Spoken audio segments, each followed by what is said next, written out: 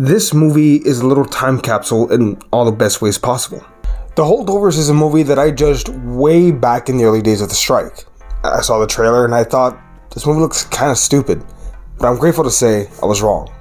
The Holdovers is amazing in a lot of ways, and there's no way I can really dive into it all in one video, but I'll try. Let's start with the simplicity of the story. Paul Hunnam, a strict teacher at an elite boarding school, and over the holiday break, he is left to take care of 5 holdover students, with a cafeteria administrator, Mary Lamb, a woman who is grieving the loss of her son. One of the boys is a young man named Angus, who is troubled, but smart. Now, I won't point out how simple the story is and how brilliant it is for that. Most of this film takes place over the course of the holiday break, but there is such a deep introspective look into the lives of these 3 very different people. Each of them have baggage and trauma and shame that they're facing. Mary Lamb is a mother who had to bury her son after he was unable to go to college and was drafted into the Vietnam War. Mary feels a sense of guilt that she couldn't do more to help her son, coupled with a profound feeling of loss of a child. Your heart breaks for her. Paul Hunnam is a teacher who is strict on the students and turns away any amount of possible friendship. He's bitter and mad at the world, but the longer the movie goes on, the more you understand why.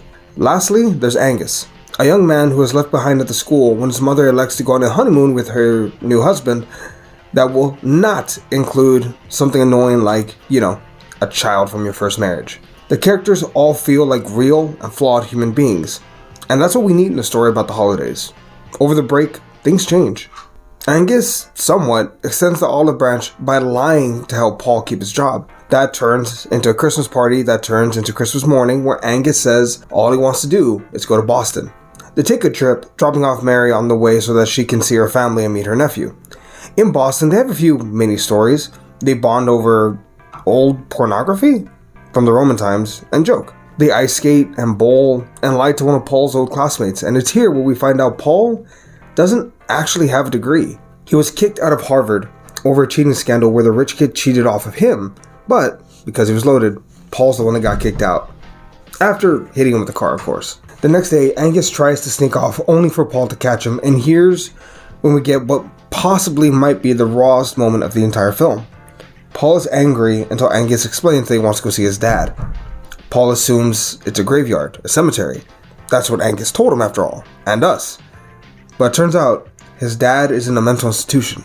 Angus at one point is scared that he'll become like his father, with Paul ensuring him that he can be his own man, his future's in his own hands.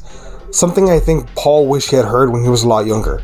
After the new year, the school finds out about the trip. Angus's mother and his new stepdaddy want to know how Angus lied so that they can send him to military school, where he will most likely be drafted into the Vietnam War. Paul has a chance to save his own ass, but instead, he leans into the grenade, lying to protect Angus and getting fired in the process. Paul leaves the school he's known since he was a young boy to explore the world, leaving Angus with words of encouragement for his future. What I love is that this isn't a story of a lost father and son, but rather a story of 2 lost souls at 2 different points of the journey. Paul's is almost over, but Angus's has yet to begin. Paul implores Angus to be his own man and make his own future. The Holdovers feels like a time capsule of a film because of the way it tells its story, but also the way it's shot. It uses a lot of film techniques that have been lost, from quick zoom outs to slow fade transitions. This feels like a 70s film because it uses those techniques along with the audio being mixed flat rather than surround sound like what's standard today. That, along with the vintage style opening credits and how the movie uses scratched filters to mimic the look of an older film, it's a beautiful movie.